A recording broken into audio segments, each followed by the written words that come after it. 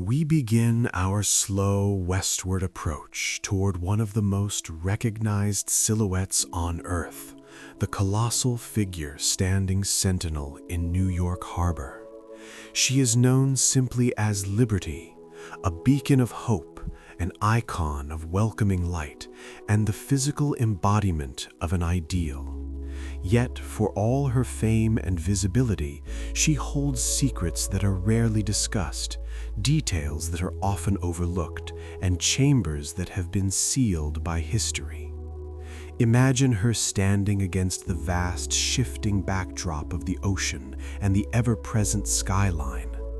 The color of her skin, that magnificent, soft, weathered green, is not the color she was born with.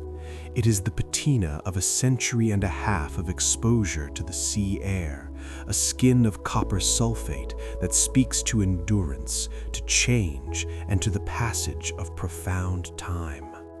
She is a silent, enduring presence, and our task is to look beyond the immediate familiarity of her image, to see her not as a simple landmark, but as a meticulously designed philosophical monument. This journey is an invitation to contemplation, a slow descent into the specific, often missed iconography that makes her a profound symbol of universal freedom. We will focus on two major secrets that define her true meaning and her hidden structure. First, we will examine the subtle yet powerful detail at her feet, a feature almost universally missed by those viewing her from below. Beneath the folds of her massive classical robe lies a broken shackle and chain, a silent, powerful acknowledgement of one specific historical struggle and triumph that defines American liberty. This detail anchors her grand universal message to a concrete national narrative of liberation. Second, we will ascend into her raised right arm, tracing the path toward the legendary torch. This torch, in its original form, was not merely a decorative fixture. It housed a secret chamber, a small working space that once welcomed visitors, but was irrevocably sealed by a specific violent event in the early 20th century. That locked room now stands as an inaccessible monument to a moment of historical fragility. To truly understand liberty enlightening the world, we must engage with these hidden layers, the symbolism that roots her meaning in the fight against slavery, and the structural history that sealed her most intimate chamber against the intrusion of the modern world. Let the gentle lapping of the harbor waves be our guide as we peel back the patina and gaze into the heart of this magnificent sentinel. The Statue of Liberty did not spring fully formed from American soil. She was conceived in the mind of a French sculptor, Frédéric Auguste Bartholdi, driven by a powerful idea born of international political turmoil and intellectual affinity. The genesis of the statue lies in a post-Civil War climate of transatlantic idealism and mutual contemplation of the concept of republic. Bartholdi's vision was not simply to create a large statue, but to craft a monumental political gift, a physical representation of the enduring friendship between France and the United States, and a shared commitment to the principles of liberty and abolition. The Dinner and the Dream. The idea for a commemorative monument was famously sparked in 1865 at a dinner party hosted by Édouard René de Laboulaye, a prominent French historian and staunch abolitionist. Laboulaye, a fervent admirer of American democracy, was deeply critical of the regime of Napoleon III and saw the United States, particularly after the Union victory and the abolition of slavery, as the true inheritor of Enlightenment ideals. Laboulaye proposed a gift from the people of France to the people of the United States to celebrate the upcoming centennial of the Declaration of Independence in 1776. The timing. The project was specifically timed to commemorate the centennial, but its symbolic weight was magnified by the recent end of the American Civil War. The gift was intended not just to celebrate 100 years of independence, but 100 years of independence reaffirmed by the destruction of the slave system. The artist. Bartholdi, a sculptor with a penchant for the colossal and the dramatic, was immediately captivated by the concept. He was commissioned to realize this grand vision in physical form. From Suez to the harbor. Bartholdi's original inspiration for a colossal figure holding a lamp had its roots in an earlier, unrealized project for the Suez Canal. He had designed a massive figure of a female fellah, peasant woman, holding a light for the canal entrance, a project that was ultimately rejected. When he toured the United States in 1871, Bartholdi immediately identified the ideal site for his American monument, the small strategic location of Bedloe Island, now Liberty Island, in New York Harbor. He recognized the island as the ultimate gateway, a place where his colossal figure could greet every ship and every immigrant arriving in the New World. The sheer scale of the vision, a colossal goddess towering over the water, was a direct reflection of the enormous philosophical weight placed upon the concept of liberty itself. Bartholdi conceived of the statue not as a passive figure, but as an active teacher, liberty enlightening the world, a grand gesture of idealism, rooted in the belief that the American experiment, now cleansed of slavery, was the ultimate hope for humanity. The name most people use for the Statue of Liberty, is a simplification that diminishes the sculptor's original profound philosophical intent. The monument's true official title is La Liberté éclairant le monde, or Liberty Enlightening the World. This title is not mere decoration. It is the core intellectual statement of the entire work, linking the statue directly to the French and American Enlightenment. The full title demands that we see the statue not as a passive image, but as a dynamic actor in the global historical scene. The verb enlightening places her squarely within the tradition of the Age of Reason and the revolutionary movements it inspired. The philosophy of illumination.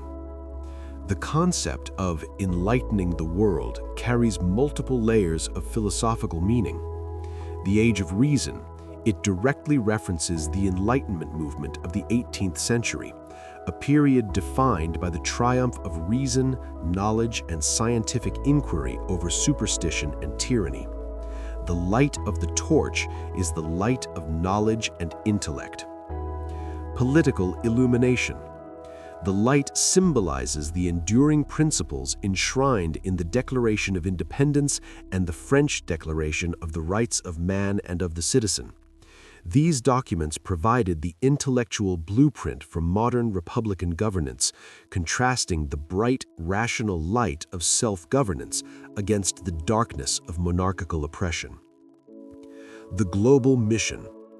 By choosing the word world, le monde, Bartholdi and Laboulaye made it clear that the gift was not just a celebration of America, but a projection of the ideals of liberty and self-rule to all nations.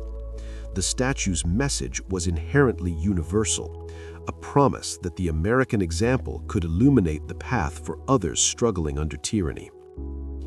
The three components of the ideal. The statue's entire posture and accoutrements are designed to express this active concept of enlightenment. The torch, the light. Held high in the right hand, the torch is the active element, literally shedding the light of reason and knowledge. It is the tool of illumination, the outward-facing promise. The tablet, the law. Held in the left hand, part 17, the tablet, inscribed with the date of the Declaration of Independence, represents the rule of law, the rational, codified structure necessary to sustain liberty. Knowledge must be grounded in law. The chains, the freedom. Crushed beneath her feet, the broken chains represent the triumph over oppression and tyranny, the prerequisite for the successful implementation of the rule of law and the embrace of knowledge. The true title forces us to appreciate the statue as a unified philosophical statement, a masterpiece of public political symbolism. She is not merely standing still, she is marching forward, Part 19, and actively illuminating the globe, a massive copper sermon on the necessary combination of intellect, law, and liberation required for true freedom to flourish. We now turn to the statue's most powerful yet most consistently overlooked secret, the subtle, enormous detail at her feet. Look closely beneath the flowing drapery of her robe, and you will see the physical evidence of the struggle from which American liberty was reborn, the broken shackle and chain. This detail is rarely visible from ground level, obscured by the pedestal and the viewing angle, yet it is a profound, non-negotiable part of the statue's original design, anchoring her universal message of freedom to the specific, brutal history of American slavery and its abolition, a symbol of specific liberation. The broken chain is not a generic symbol of tyranny. It is a direct, deliberate reference to the shackles of enslavement. The shackle itself is a large, open ring still attached to the ankle. It is snapped in half, indicating that the constraint has been violently broken. The chain extends out from the shackle, leading to a long, heavy link that is shown lying diagonally across the statue's right foot, trailing backward. The dynamic pose suggests that the foot has just been pulled free from the constraint of the iron. This detail, measuring many feet in circumference, serves as a direct political commentary. In the context of the American Centennial gift following the Civil War, the broken chain could only be interpreted as a celebration of the 13th Amendment and the abolition of slavery. This interpretation was strongly supported by Edouard René Laboulaye, Part 2, the abolitionist who conceived the idea. The statue was not just celebrating 1776, it was celebrating 1776 re-established after the great national failure of slavery had been violently overcome. The dynamic pose. The placement of the chain is also key to understanding the statue's narrative. The right foot is visibly lifted, Part 19, suggesting movement, a step forward. The broken chain is being actively crushed and left behind in the dirt as liberty takes her next stride. She is not merely standing still, she is escaping the bondage of the past. Crushing tyranny. The pose communicates that liberty is not a passive gift, but a constant, active movement forward that crushes and leaves behind the mechanisms of oppression. The genius of Bartholdi's design lies in presenting this powerful, specific historical statement in a location that is both architecturally necessary and symbolically profound. It is literally the foundation upon which the rest of her symbolism, the law, the light, the movement, must stand. To ignore the broken chain is to misunderstand the very core message the statue was intended to convey to the world, that American liberty, though imperfect, has triumphed over its greatest internal contradiction. To fully grasp the significance of the broken chains, Part 4, we must place the statue firmly within the historical and emotional context of the American post-Civil War era. Though conceived to celebrate the 1776 centennial, the Statue of Liberty is, fundamentally, a monument to the triumph of abolition and the reforging of the Union after the trauma of the conflict. The project began in 1865, the year the Civil War ended and the 13th Amendment officially abolished slavery in the United States. This timing is not coincidental. It is the defining context for the French gift. Laboulaye's agenda. The key figure in the statue's genesis, Édouard René de Laboulaye, was a vocal, lifelong abolitionist. He viewed the end of American slavery as the ultimate vindication of French Enlightenment philosophy. The ideal of the Republic. For Laboulaye and his circle, the American Republic had been tainted by the hypocrisy of slavery. The Civil War was seen as a second, greater revolution to make the American promise true. The Union victory was celebrated in France as a victory for universal human rights. The French message. The gift of liberty enlightening the world was therefore France's way of saying, we celebrate your founding, but more importantly, we celebrate your redemption from the sin of slavery. The broken chain was the direct, deliberate confirmation of this specific message. Artistic documentation. Bartholdi's preliminary designs confirm the centrality of the abolitionist theme. His early conceptual drawings and smaller models often featured the broken chain and shackle with greater prominence than they appear in the final elevated location. Initial concept. Some early models showed Liberty holding a slave in her arms or wearing the chains more overtly, while the final design opted for the classical figure of the Roman goddess Libertas. The specific element of the broken chain was retained as a subtle yet essential historical anchor. It was a compromise that preserved the universal appeal while keeping the specific political message intact. The weight of the past. By placing the broken shackles beneath the left foot, which represents the constant, stable support, and the right foot, which is stepping forward into the future, Part 19, the statue symbolically declares that the past of oppression has been subjugated and crushed, and must now be left behind in the march toward true freedom. The copper giant in the harbor is not simply commemorating a date, she is celebrating a process, the painful, violent, yet ultimately successful process of achieving a truer, more inclusive definition of liberty. She is a silent, monumental witness to the end of chattel slavery, ensuring that this crucial victory remains literally the foundation of the American promise she embodies. To truly appreciate the Statue of Liberty's design, we must understand that she is not merely a patriotic figure. She is a magnificent piece of classical illusion. Her identity is rooted in the history of Roman culture, a specific reference that reinforces her message of freedom and civic duty.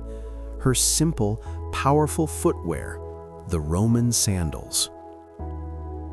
The choice of clothing and footwear places Liberty firmly in the tradition of Libertas, the Roman goddess of liberty, whose image and cult were deeply tied to the political life of the Roman Republic and Empire. The goddess Libertas. The core inspiration for Bartholdi's figure is the Roman goddess who personified the concept of freedom, both personal and political. Political context. The cult of Libertas was particularly important during times of political transition in Rome. When a slave was manumitted, freed, they underwent a ceremony that symbolically transferred them from the control of a master to the protection of the goddess Libertas. The Phrygian cap. While Bartholdi's Liberty wears a crown, Part 18, the figure of Libertas is often identified by the Phrygian cap, a soft cap traditionally associated with emancipation. This cap was a symbol of freedom from slavery. Though Bartholdi ultimately chose a radiating crown to symbolize universal enlightenment, the spirit of the freed Roman is woven into her form. The pedagogy of the sandals. The Roman sandals, caligae or soleae, worn by the Statue of Liberty, are a crucial part of this classical wardrobe. Simplicity and action. Roman sandals were functional, simple, and associated with action, travel, and military preparedness. They are not the delicate shoes of a court figure, but the sturdy footwear of a citizen ready to march. This reinforces the sense of movement and forward motion, part 19, that is central to the statue's pose. Liberty is not static. She is ready to walk, to act, and to progress. Classical dignity. The sandals lend the figure an air of classical dignity and authority, instantly connecting her to the Greco-Roman tradition of democracy, philosophy, and law, the very bedrock of Enlightenment thought that inspired the American and French revolutions. They speak a universal language of high civic purpose. Connecting the foot to the chains. The Roman sandals are the immediate structural context for the broken shackles. This direct contact, the very part of the body that makes direct, heavy contact with the crushed shackles, emphasizes that it is the classical, rational, enlightened spirit, represented by the garb, that is actively subjecting and leaving behind the physical brutality of the chains.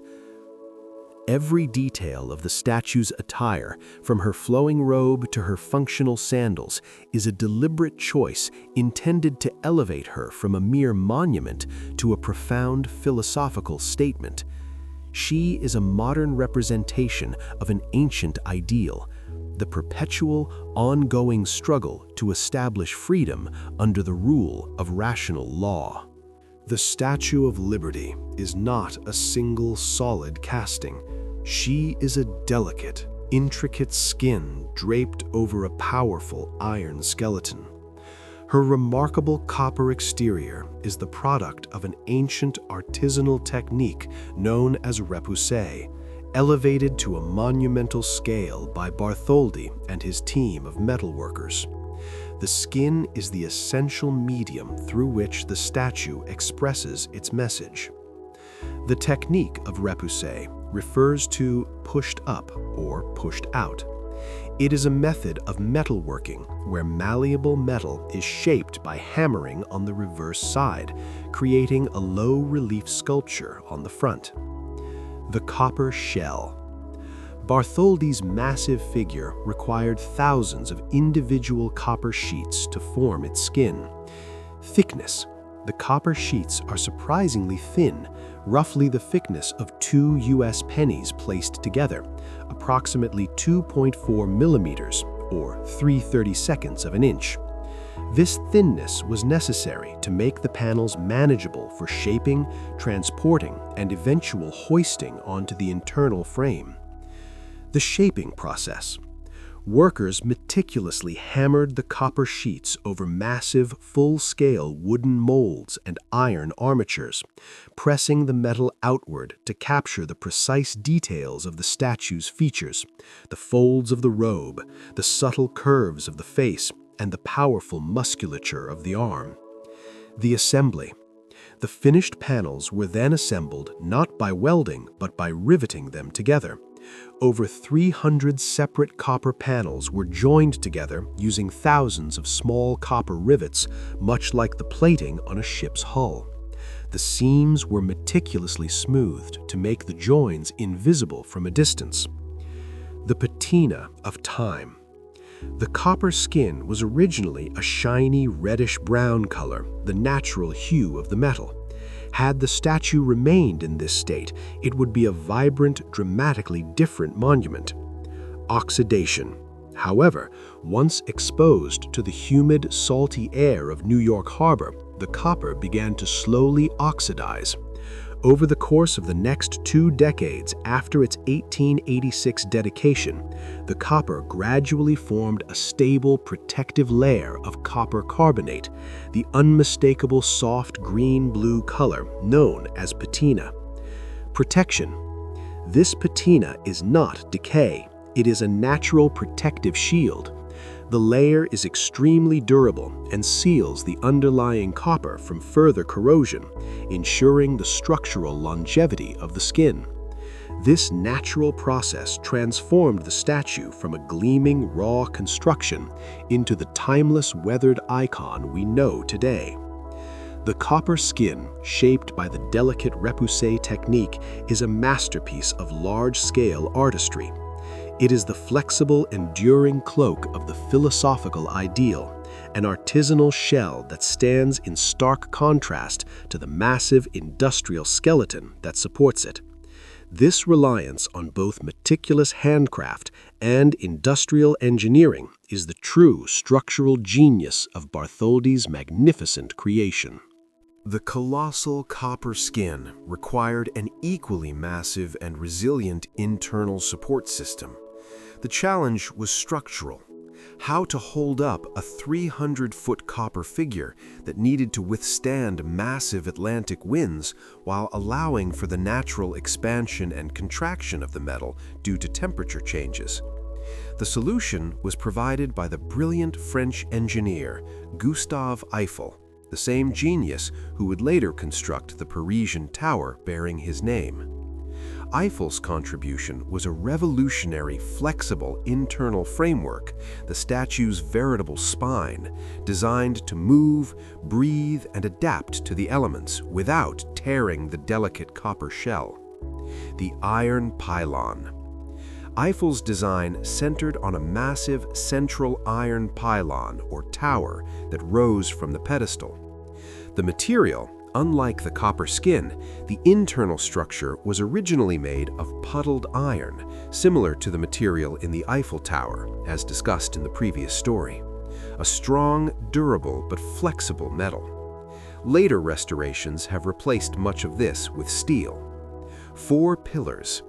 The pylon consists of 4 massive columns or legs latticed together with horizontal and diagonal bracing, providing immense strength against wind pressure.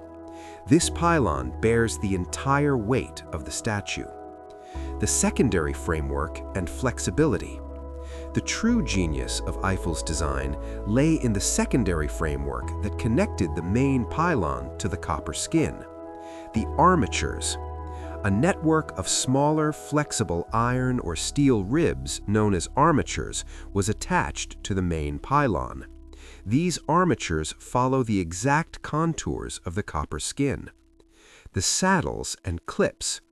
The crucial innovation lies in the way the copper panels were held in place by series of flat, flexible copper saddles or clips. These clips do not hold the copper rigidly.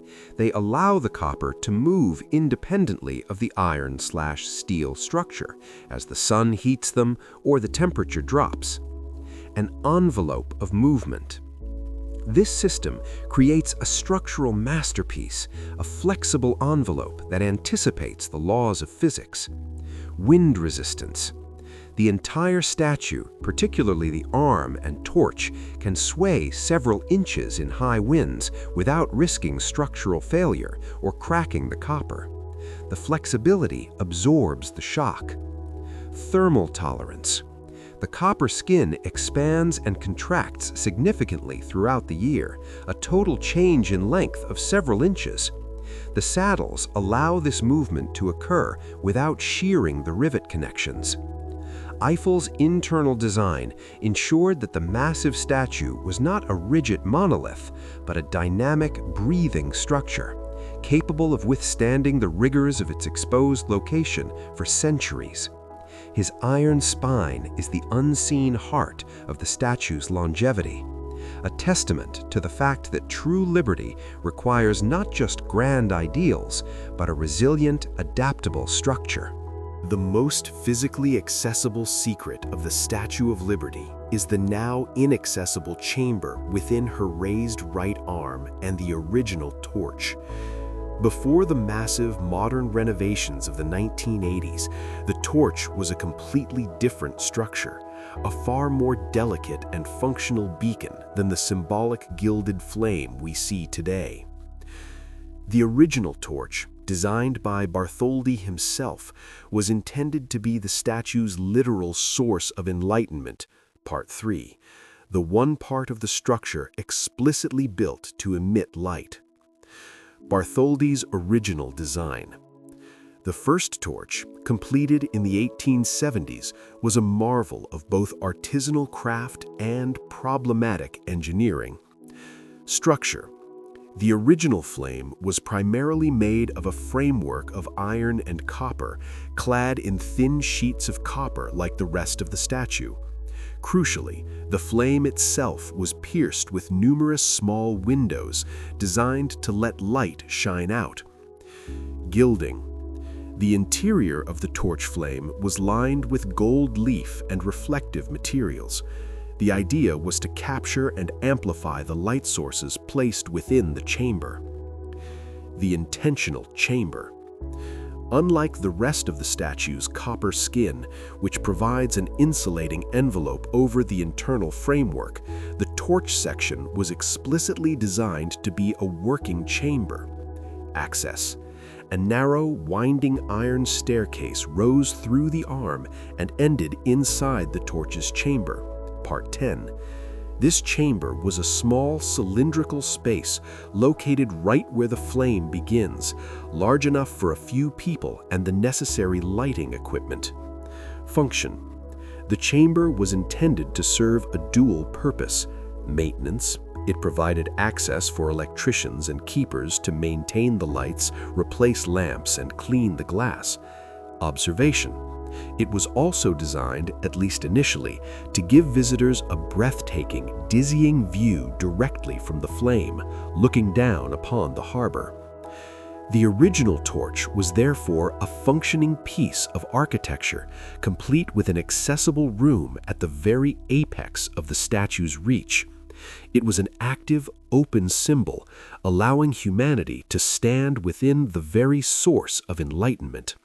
This openness, however, was predicated on an engineering design that proved difficult to maintain and ultimately a political vulnerability that led to its permanent sealing. The journey to the lost torch chamber was one of the most thrilling and unique experiences offered to early visitors of the Statue of Liberty. It was a perilous, yet profoundly symbolic ascent to the flame, accomplished via a narrow spiral staircase winding precariously through the statue's raised right arm. This path of verticality heightened the sense of daring and achievement inherent in the climb. Imagine the experience of climbing the steps, knowing you were moving through the hollow body of a colossal sculpture, defying gravity to reach the source of its light. The armature passage. The staircase was built directly into the iron and steel armature that supports the entire arm structure. The narrow passage, the arm itself, is not a wide space. The passage is extremely narrow, making the ascent slow and single file. The staircase had to be steep and tight, winding between the internal iron ribs and crossbeams of Gustave Eiffel's secondary framework. The feeling. Climbers often described the sensation of the climb itself, the metallic ringing of the steps, the echoing silence broken only by their own breath, and the close proximity to the copper skin separated only by the rivets. They were, quite literally, moving through the structure's veins and sinews. The challenges of the climb. The ascent was not for the faint of heart or the claustrophobic. Dizziness and sway. Being an independently supported extension of the main pylon, the arm and torch were subject to significant sway in the wind. Climbers could feel the movement of the copper shell and the internal structure, especially on a windy day, creating a dizzying, disorienting experience. The height. The chamber at the top of the torch stands nearly 305 feet above the base of the pedestal. The climb represented a physical journey toward the heavens, a tangible metaphor for the upward struggle of liberty itself. This staircase, now sealed off and unused, remains one of the greatest ghosts of the Statue of Liberty's history. At the culmination of the narrow upward climb through the statue's arm, early visitors arrived at the Lost Torch Chamber, the small cylindrical room encased within the copper flame itself. This sealed space is the most intimate, inaccessible architectural secret of the entire monument. The chamber's architecture. The chamber was located at the exact point where the statue's hand transitions into the torch. Size. It was small, allowing only a handful of people to occupy it at any one time. Its walls were the internal structure of the copper flame, lined with reflective and decorative panels. The view. The room's defining feature was the ring of windows surrounding it. These were the actual panes of glass that formed the outer surface of the original flame before the 1980s replacement. Visitors could look out through these glass panes, enjoying a truly unique, breathtaking, and slightly terrifying panoramic view of the harbor and the city. The light. During operation, the room would have been filled with the heat and glow of the lighting system. Early illumination efforts used powerful yet ultimately insufficient lamps and projectors aimed through the glass panels. The symbolism of access. The existence of a public viewing chamber inside the torch was a deliberate symbolic statement by Bartholdi. Liberty is accessible. The highest ideal of the monument was not something to be merely observed from afar, but something to be physically experienced, ascended to, and literally stood within. The chamber represented the pinnacle of the democratic ideal. The citizen was allowed to stand at the source of enlightenment, looking out over the world that liberty was meant to illuminate. The perpetual ceiling. Today, the torch chamber is locked and inaccessible. Its windows have been replaced by the massive, solid, gilded panes of the new torch, and the stairs leading up to it have been sealed off. The room exists as a time capsule, a cold, dark chamber high above the harbor, a testament to a brief moment in the statue's history when the public was allowed to stand at the threshold of the light itself. The silence and permanent darkness of the chamber now contrast profoundly with its original function as a beacon of universal illumination. The original torch chamber, Part 11, and the concept of liberty enlightening the world hinged entirely on one key, vexing technical challenge: how to effectively illuminate the colossal figure and its symbolic flame using the technology of the late 19th century. The story of the statue's first decades is defined by the failure of its initial lighting systems to fulfill Bartholdi's grand vision. The statue was meant to be a lighthouse and a symbol, but its technical reality often fell short of its philosophical ambition. The electric promise. When the statue was dedicated in 1886, electricity was still a relatively new and temperamental technology. The initial designs called for powerful electric arc lamps to be housed within the torch chamber, shining outward through the glass panes. The problem: the light generated by these early electric lamps proved utterly inadequate for the scale of the task. The windows of the torch were small, and the light generated was dispersed, resulting in a weak yellow glow that was barely visible from the distance of downtown Manhattan, let alone across the Atlantic. The technical compromise. The copper skin itself, which Bartholdi had initially hoped would reflect the light, began to oxidize, turning green, Part 7, which absorbs rather than reflects light. The illumination of the entire figure by external floodlights, a concept common today, was not yet feasible. The lighthouse compromise. Faced with the failure of the torch chamber to be a true enlightening beacon, the statue was briefly designated a lighthouse by the U.S. Lighthouse Board in 1886. The light source, powerful lights were placed on the balcony around the torch, shining outward. However, even this system was insufficient. The light was often obscured by fog, and the maintenance costs were enormous. The result? The Statue of Liberty was a failure as a lighthouse.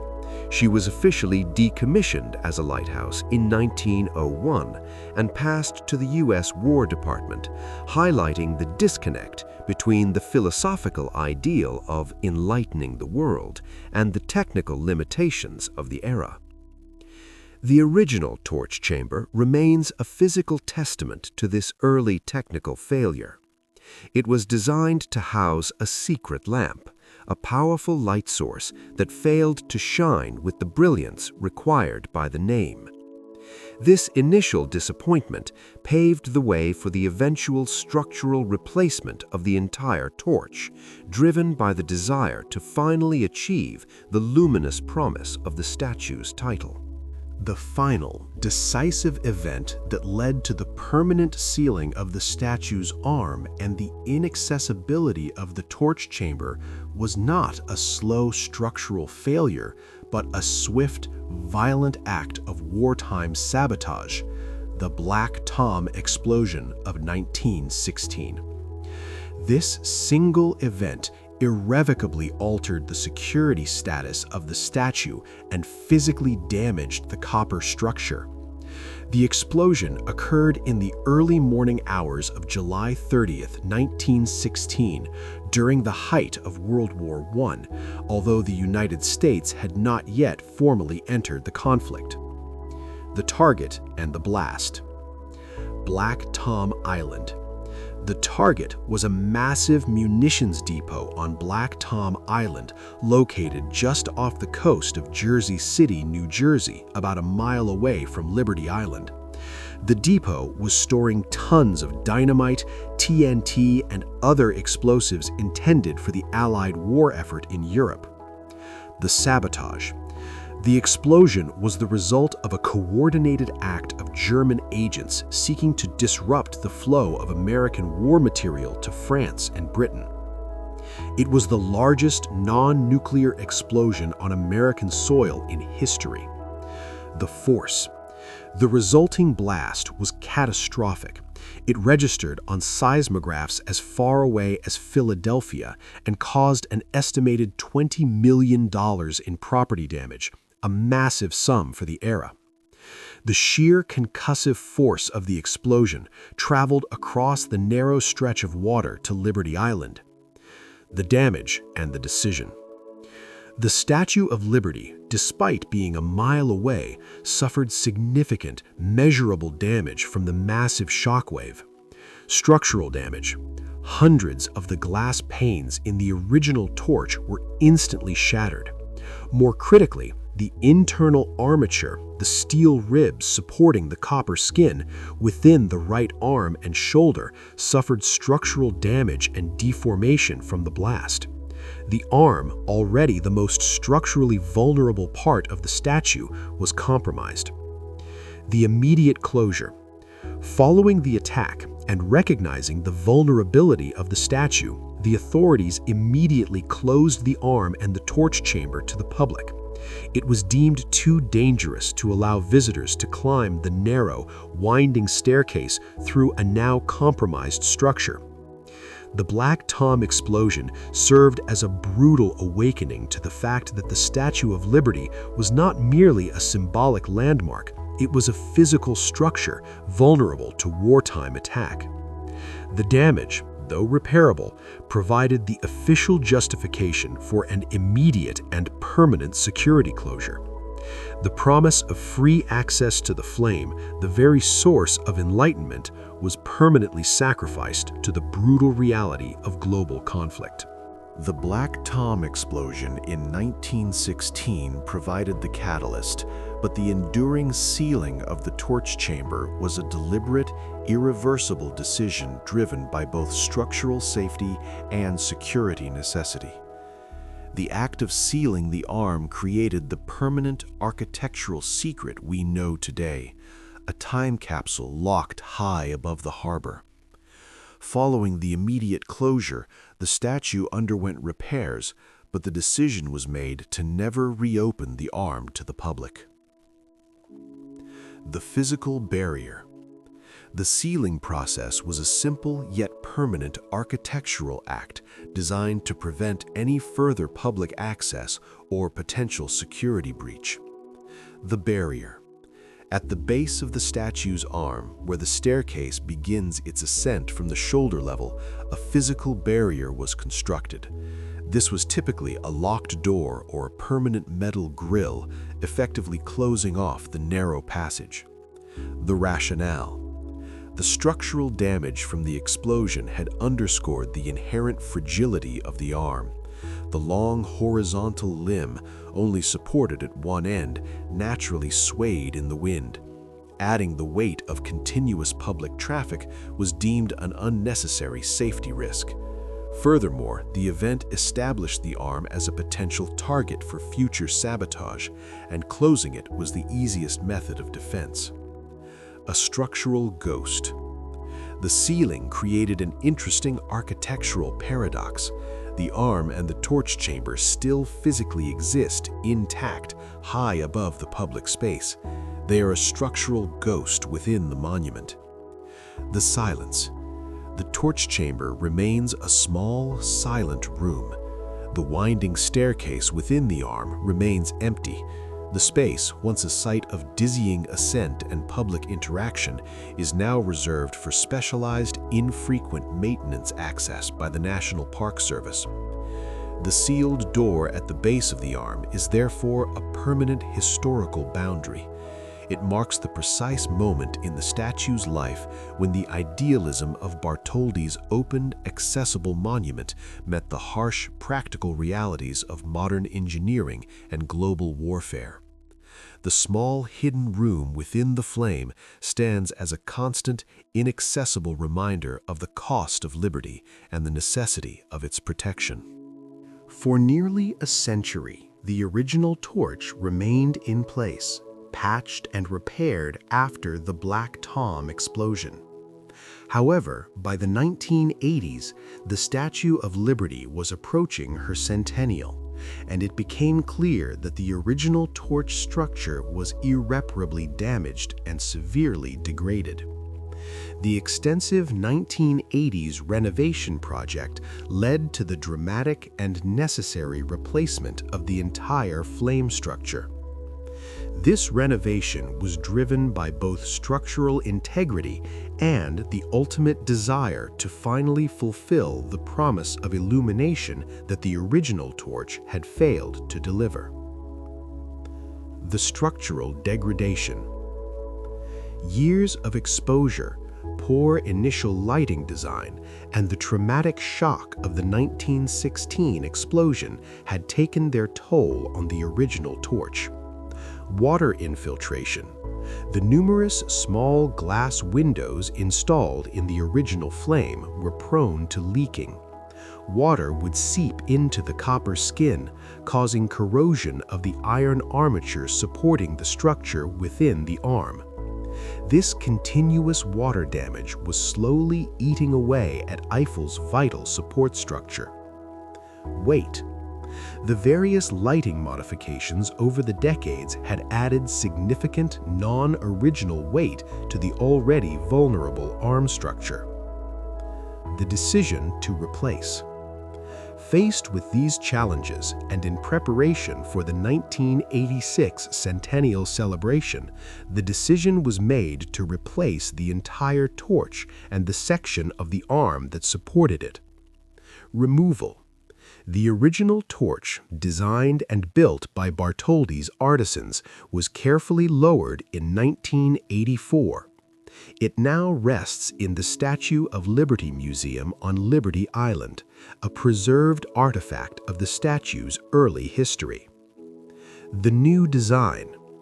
The new torch was not a replica. It was a modern reinterpretation designed to solve the problems of the original while fulfilling the symbolic mandate of the title. It was designed by the architect Thierry Despont.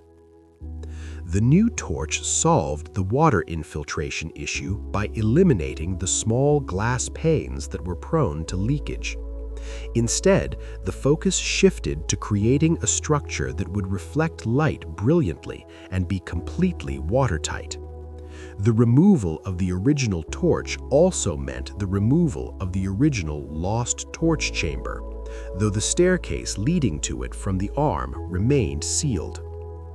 The 1980s restoration was a powerful act of preservation through replacement, ensuring that the statue would stand strong for its second century, finally equipped with a flame that truly shines brightly over the harbor. The replacement of the original torch in the 1980s introduced a magnificent, gleaming architectural element that dramatically changed the statue's evening appearance: the current flame, clad entirely in 24-karat gold leaf. This design choice was a deliberate move to solve the persistent problem of illumination and to fully realize the spiritual meaning of liberty enlightening the world. The new torch, made of copper and structural steel, is structurally sound, watertight, and designed to function primarily as a reflector rather than a container for light. The luminous surface. The current flame is covered in an astonishing layer of thin, high-carat gold. The material, the application of 24-karat gold leaf was selected because pure gold is entirely non-reactive. It will never tarnish, oxidize, or turn green in the harsh sea air. It provides a permanent, bright, and reflective surface. The technique, the application of the gold leaf, is a delicate process, ensuring the thin sheets adhere perfectly to the copper surface. The result is a luminous, textured, slightly uneven gold surface that catches the light beautifully. The illumination strategy. The use of gold leaf directly solves the technical failures of the original torch. Reflection versus transmission. Instead of trying to light the flame from the inside, which failed, the new flame is lit by powerful external floodlights placed on the railing and pedestal below. The gold surface acts as a magnificent reflector, scattering the light and creating the illusion of a glowing, molten flame. Symbolic brilliance. The brilliance of the gold ensures that the torch is the most prominent, spectacular feature of the statue at night, finally fulfilling the mandate of the name. The light is visible for miles, a true beacon of global promise. The glass panels. While the old torch had numerous small, leaky glass panes, the new torch features a few large, structurally sound glass panels. These panels are mostly decorative, allowing a glimpse into the copper structure within, but they are sealed and watertight, protecting the arm's structure from the devastating water damage that plagued the original. The current magnificent gold-leafed flame is a testament to modern engineering and material science, an elegant and resilient solution to a 100-year-old problem. It stands as a permanently visible, untarnished declaration of the statue's universal enlightening mission, a bright contrast to the dark, sealed chamber of the past that lies immediately below it. The Statue of Liberty is armed with two essential instruments: the Torch of Enlightenment in her right hand and the Tablet of Law in her left hand. This copper tablet is not a blank slate. It bears a specific, crucial inscription, the Roman numerals for the date of American independence, July 4th, 1776. The tablet is the essential structural support for the entire concept of liberty enlightening the world. The tablet represents the crucial belief that liberty must be grounded in law. Freedom without structure devolves into chaos. True liberty is found within a rational, codified framework of self-governance. The inscription's meaning. The inscription itself is a direct, unambiguous link to the American founding. By holding the Declaration of Independence so prominently, Liberty declares that her presence in America is predicated on the legal and philosophical principles set forth in that founding document, the belief in inalienable rights, government by consent, and the right to revolution against tyranny. The left hand's authority. The placement of the tablet in the left hand is highly symbolic in classical iconography. Sinister versus dexter. In classical symbolism, the left side, or sinister, is often associated with the heart, wisdom, and protection, while the right side, or dexter, is associated with action and immediate power. By placing the law in her left hand, Liberty is holding the moral and intellectual foundation of the nation closest to her heart. The balance of the tablet, with its firm, square shape, provides a necessary visual counterbalance to the soaring, dynamic light of the torch. It suggests that the light of enlightenment must always be checked and stabilized by the immutable authority of law. The two elements are mutually dependent. Law creates the safe space for enlightenment to thrive, and enlightenment provides the moral compass for law. The inscriptions completes the statue's comprehensive philosophical statement. It binds the universal ideals of the Enlightenment, the light, to the specific history and legal framework of the American Republic, the date of American independence. The statue's commitment to the Declaration of Independence is as physically manifest and enduring as the copper from which the tablet is formed. It is a powerful, silent reminder that the torch only shines brightly because the law is held fast and close to the heart. Above the statue's serene face, crowning her classical profile, is a feature that completes her declaration of universal mission, the diadem, or crown, from which 7 powerful rays radiate outward. This crown is not the headwear of a monarch, it is a symbol of worldwide enlightenment, a final emphatic statement that the statue's message transcends national boundaries.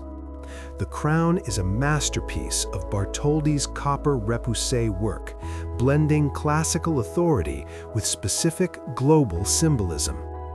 The global number. The choice of 7 rays is deliberate and rich with universal meaning, cementing the statue's official title, Liberty Enlightening the World. The 7 continents and the 7 seas. The rays symbolize the 7 continents and the 7 seas, signifying that the ideal of liberty is not confined to the New York Harbor or the United States, but must be spread and embraced globally. The light emanating from the crown reaches every corner of the earth. The solar symbolism.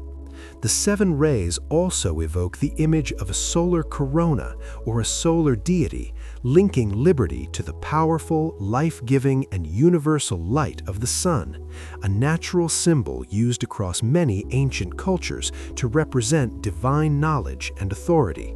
This reinforces the idea that the light she holds is one of transcendent power. The windows of the crown. Between the 7 rays, the crown contains a series of 25 windows. These windows are not merely decorative, they serve a functional and symbolic purpose. The viewpoint. The crown is the main public viewing platform of the Statue of Liberty today. Visitors who climb the internal spiral staircase reach the crown, where they can look out through these 25 windows, which represent the world's precious gemstones. The experience. Standing in the crown provides a unique spatial perspective. You are literally standing within the statue's halo of universal enlightenment, looking out over the water and the city that symbolize the successful application of the principles she embodies. The crown and its 7 rays are the final crowning piece of the statue's complex iconography. They elevate her from a purely national monument to a global ideal, reminding every visitor and every ship in the harbor that the principles of American liberty, enshrined in law, the tablet, and born of struggle, the broken chains, are intended as a universal model, a light for the entire world.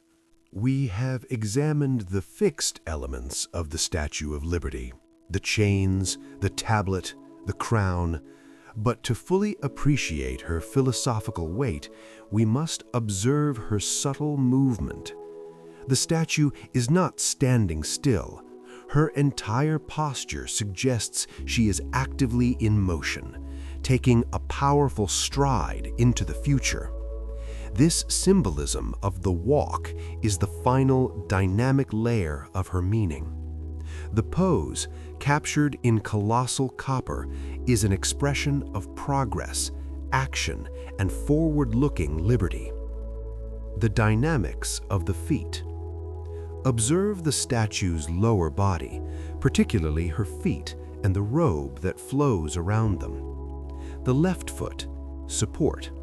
The left foot is firmly planted on the broken chains, acting as the stable anchor. This foot is planted firmly in the past, establishing the foundation of freedom and the triumph over oppression. The right foot, action. The right foot is subtly lifted at the heel and slightly extended forward. The folds of her drapery are swept back as if by a forward breeze. This lifted foot signifies an active step, a progression away from the past and toward a promised future. Liberty is not merely resting in her achievement. She is marching forward to continue the work of enlightenment and freedom. The flowing drapery. The movement suggested by the feet is amplified by the magnificent, realistic flow of her robe. Classical himation, the heavy classical folds of her himation, outer cloak, are carved in copper to look as if they are actively billowing behind her as she moves. This dynamic flow contrasts sharply with the rigidity of the pylon within, giving the figure a powerful sense of life and energy. Purposeful action. The combination of the planted left foot and the stepping right foot creates the image of a figure in the middle of a purposeful stride. The message is clear. Liberty is not passive. She is an active pursuit. She requires continuous effort, movement, and a conscious decision to leave the shackles of the past behind. The Statue of Liberty is therefore a monumental sculpture capturing a fleeting moment of triumphant motion. She is stepping away from the oppression symbolized by the broken chains and moving toward the future illuminated by the torch and guided by the law. This sense of dynamic progress encapsulates the American ideal, a nation forever striving, forever moving forward, and forever mindful that the journey toward perfect liberty is an ongoing walk.